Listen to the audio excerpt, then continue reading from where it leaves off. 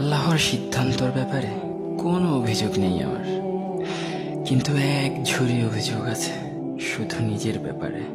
এত অভিযোগ যে আমাকে ভয়ঙ্করতম শাস্তি দেওয়ার জন্য এতটুকুই যথেষ্ট, আর কিচ্ছুর প্রয়োজন নেই। সময়টাকে কিভাবে নষ্ট করে দিয়েছি, কিভাবে একটিবারও আখিরাতের কথা ভাবলাম না। প্রতিক্ষণ প্রতি মুহূর্ত নিজেকে পাপের জগতে ডুবিয়ে রেখেছি, নিজের আমল নামা ভারী করেছি, রবকে রাগান্বিত করেছি।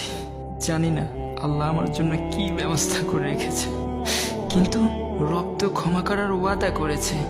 যে সব পাপ ছেড়ে দিয়ে তাওবা করবে তাকে আল্লাহ তাআলা ক্ষমা করবেন এবং তার অতীতের সকল পাপ মুহূর্তে সেগুলোকে নেকি বানিয়ে আমল নামায় তুলে দিবেন।